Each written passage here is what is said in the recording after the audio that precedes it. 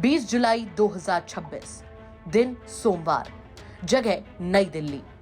देश की राजधानी की सड़कें 20 जुलाई के दिन सिर्फ भीड़ से नहीं भरी थीं, बल्कि हर तरफ बेचैनी, तनाव और टकराव का माहौल था। हजारों लोग संसद तक अपनी आवाज पहुंचाना चाहते थे। दूसरी तरफ दिल्ली पुलिस हर हाल में उन्हें रोकने की तैयारी में थी। जैसे जैसे दिन आगे बढ़ा, हालात भी बदलते चले गए। पहले नारे लगे, फिर धक्का मुक्की हुई, उसके बाद बैरिकेड टूटे और आखिरकार लाठीचार्ज, आंसू गैस और पथराव तक बात पहुंच गई। दिन खत्म हुआ तो पीछे छूट गए घायल पुलिसकर्मी, घायल प्रदर्शनकारी, टूटी बसें, टूटे शीशे, दर्जनों एफआईआर और कई ऐसे सवाल जिनके जवाब अब पुलिस तलाश रही है। लेकिन इस हंगामे के बीच सबसे बड़ा सवाल यही है कि क्या ये सिर्फ एक विरोध प्रदर्शन था या फिर इसके पीछे कोई बड़ी साजिश भी छिपी थी। चलिए आपको सिलसिलेवार तरीके से बताते हैं कि एक प्रोटेस्ट अचानक हिंसक कैसे हो गया।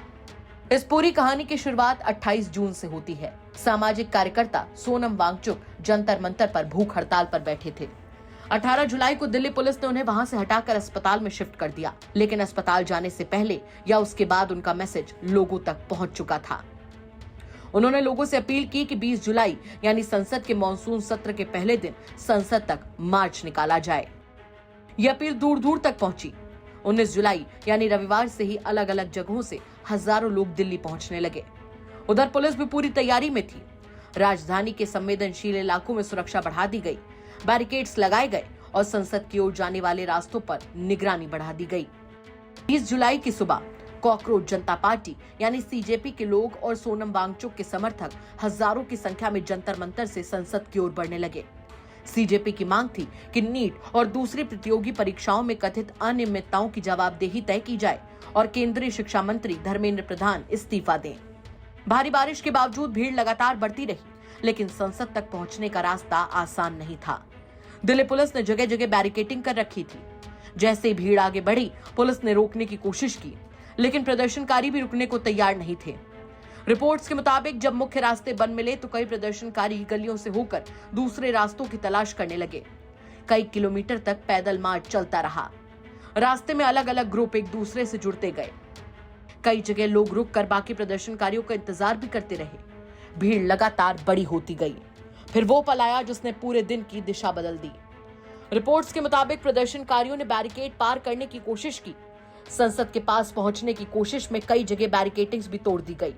यहीं से हालात तेजी से बिगड़ने लगे। Central Delhi, constitutional club, Patel Chowk, Shastri Bhavan, RBI building और पार्लियामेंट स्ट्रीट, इन इलाकों में माहौल अचानक तनावपूर्ण हो गया। भीड़ को रोकने के लिए पुलिस ने कार्रवाई शुरू की। लाठीचार्ज हुआ, आंसू गैस के गोले छोड़े गए। कुछ इलाकों में इंटरनेट सेवा भी बंद कर दी गई, लेकिन इसके बाद हालात और ज्यादा बिगड़ते चले गए। रिपोर्ट्स के मुताबिक पुलिस कार्रवाई के बाद कुछ प्रदर्शनकारी भी उग्र हो गए। दिल्ली पुलिस की 2 बसों पर पथराव किया गया। बसों की आगे की खिड़कियां तोड़ दी गईं। जनपद इलाके में कई दुकानों में कथित तौर पर तोड़फोड़ की गई। पूरे इलाके में अफरा तफरी मच गई। इस झड़प में सिर्फ प्रदर्शनकारी घायल नहीं हुए। रिपोर्ट्स के मुताबिक दिल्ली पुलिस और अर्धसैनिक बलों के 50 से ज्यादा जवान घायल हुए। बताया गया कि इनमें 5 से ज्यादा आईपीएस अधिकारी भी शामिल हैं। कई प्रदर्शनकारियों के घायल होने की भी खबर है। हालांकि उनका आधिकारिक आंकड़ा अभी सामने नहीं आया है। दिन खत्म होने तक दिल्ली पुलिस ने 70 से ज्यादा लोगों को हिरासत में ले लिया। पुलिस सूत्रों के मुताबिक हिरासत में लिए गए लोगों में कई छात्र नहीं हैं। लेकिन कहानी यहीं खत्म नहीं होती। अब शुरू होती है जांच। दिल्ली पुलिस ने अलग अलग शिकायतों के आधार पर कई एफआईआर दर्ज की। घटनास्थल के सीसीटीवी फुटेज खंगाले जा रहे हैं। मोबाइल फोन से बनाए गए वीडियोस भी जांच के दायरे में हैं। पुलिस से पहचानने की कोशिश कर रही है कि पत्थरबाजी किसने की, सुरक्षा कर्मियों पर हमला किसने किया और तोड़फोड़ में कौन कौन शामिल था। लेकिन जांच सिर्फ सड़क तक सीमित नहीं है।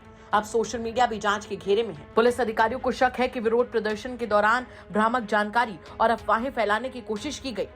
इसी वजह से कई सोशल मीडिया अकाउंट्स की जांच की जा रही है। पुलिस सूत्रों का दावा है कि पाकिस्तान के कई सोशल मीडिया अकाउंट से भी पोस्ट किए जा रहे थे। एक वायरल पोस्ट में दावा किया गया कि 7 प्रदर्शनकारियों की मौत हो गई, 391 लोग घायल हो गए और 250 लोगों को गिरफ्तार कर लिया गया। लेकिन पुलिस ने इन सभी आंकड़ों को झूठा बताया। पुलिस का कहना है कि जहां से भी गलत जानकारी फैलाई गई है उसकी पूरी जांच की जा रही है। अब जांच का दायरा और बड़ा हो चुका है। पुलिस ये भी पता लगाने की कोशिश कर रही है कि क्या हिंसा सिर्फ अचानक भड़की या फिर इसके पीछे पहले से कोई प्लानिंग थी। अब सवाल उठता है कि क्या अफवाहों ने भीड़ को उकसाया, क्या सोशल मीडिया का इस्तेमाल माहौल बिगाड़ने के लिए किया गया? और क्या इस पूरी घटना के पीछे किसी राजनीतिक दल की भी कोई भूमिका थी? इन सभी पहलुओं पर जांच जारी है। 20 जुलाई को संसद मार्च अब सिर्फ एक विरोध प्रदर्शन नहीं रह गया है, ये अब पुलिस जांच का विषय बन चुका है। सड़क पर हुई हिंसा, टूटी बैरिकेडिंग, घायल पुलिसकर्मी, हिरासत में लिए गए लोग, सोशल मीडिया पर वायरल दावे और साजिश के शक, इन सब के जवाब अब जांच पूरी होने के बाद ही सामने आएंगे। ब्यूरो रिपोर्ट, यूपी तक।